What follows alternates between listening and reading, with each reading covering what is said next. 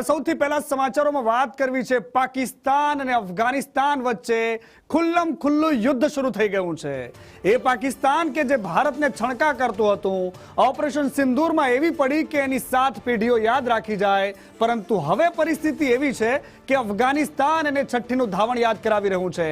સૈન્ય બેઝ પર હુમલા થઈ રહ્યા છે। મારી સાથે મારા સહયોગી કૃષ્ણા પટેલ જોડાયા છે। કૃષ્ણા, જે પ્રકારે દ્રશ્યો સામે આવી રહ્યા છે તે હેરાન કરનારા એટલા માટે છે કારણ કે પાકિસ્તાને કદાચ અફઘાનિસ્તાન પાસેથી આ વિચાર્યું નહીં હોય। જી બિલકુલ મનીષ, પાડોશી દેશોએ જંગે ચડ્યા છે અને એની શરૂઆત થઈ છે 22 તારીખથી 22 ફેબ્રુઆરીએ જ્યારે પાકિસ્તાને અફઘાનિસ્તાન પર સ્ટ્રાઇક કરી હતી, ત્યારબાદ ગુરુવારે અફઘાનિસ્તાને પાકિસ્તાન પર સ્ટ્રાઇક કરી અને હવે આ ભીષણ યુદ્ધ છેડાઈ ગયું છે। પાકિસ્તાનના રક્ષામંત્રી ખ્વાજા આસિફે એવું કહ્યું કે હવે ધીરજ ખૂટી ગઈ છે અને આ તમારી અને અમારી વચ્ચેનો યુદ્ધનું ખુલ્લું એલાન છે। એટલે આ બંને દેશો હવે એકબીજા પર એર સ્ટ્રાઇક કરવા લાગ્યા છે અને આ બધા વચ્ચે બંને દેશો દાવા પણ કરી રહ્યા છે। એક તરફ પાકિસ્તાન દાવો કરી રહ્યું છે કે એણે અફઘાનિસ્તાનના 155 લડાકુને માર્યા છે અને બીજી બાજુ અફઘાનિસ્તાન દાવો કરી રહ્યું છે કે અમારી પાસે 55 પાકિસ્તાનના લડાકુઓને અમે માર્યા છે, પાકિસ્તાનના જવાનોને માર્યા છે અને એમાંથી 23ના મૃતદેહ પણ અમારી પાસે છે।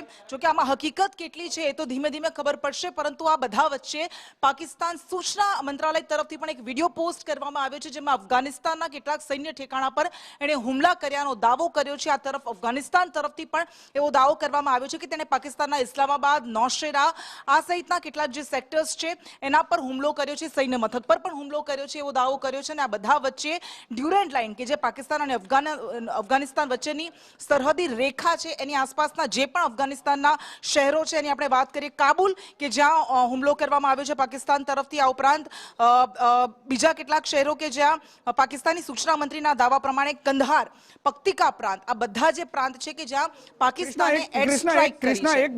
કૃષ્ણા, એક દાવો એ પણ થઈ રહ્યો છે કે પાકિસ્તાનના જે રાજધાની છે પાકિસ્તાની એનાથી બિલકુલ પ્રધાનમંત્રીના આવાસથી બિલકુલ 5 કિલોમીટર દૂર એક સૈન્ય ઠેકાણા પર પણ હુમલો કર્યાની વાત સામે આવી છે। એમાં કેટલું તથ્ય છે કૃષ્ણા? બિલકુલ, હા બિલકુલ, અફઘાનિસ્તાન તરફથી જે દાવો કરવામાં આવ્યો છે કે ઇસ્લામાબાદ જે પાકિસ્તાનની રાજધાની છે ત્યાં અમે એર સ્ટ્રાઇક કરી છે, એટલે આ જે કહેવાય રહ્યું છે કે ઇસ્લામાબાદથી માત્ર 5 કિલોમીટર દૂર આવેલા સૈન્ય મથક પર પણ અમે હુમલો કર્યો છે, જો કે આની પુષ્ટિ નથી થઈ શકી। આ દાવો કરવામાં આવ્યો છે અને બંને પક્ષે આવા દાવા થઈ રહ્યા છે। 155 સૈનિકોને મારી નાખે એવા દાવા, એટલે ખૂબ મોટો આંકડો છે, પરંતુ હજી પુષ્ટિ નથી થઈ। અને આ બધા વચ્ચે આપણે જોઈએ છે કે જ્યારે યુક્રેન રશિયા યુદ્ધ થયું હતું ત્યારે પણ બહુ મોટા આંકડા પેશ કરવામાં આવતા હતા, પરંતુ પુષ્ટિ નહોતી થઈ શકતી। પણ આ બંને દેશો જે રીતે અત્યારે લડી રહ્યા છે આ ખૂબ મોટી ચિંતાનો વિષય છે, જો કે ભારત અત્યારે આ આખા ઘટનાક્રમ પર નજર રાખી રહ્યું છે, પરંતુ આપણે જે રીતે જોયું હતું ઓપરેશન સિંદૂર વખતે કે ભારત અને પાકિસ્તાન વચ્ચે જે રીતે સામસામી એર સ્ટ્રાઇક શરૂ થઈ ગઈ હતી, અત્યારે એવા જ હાલ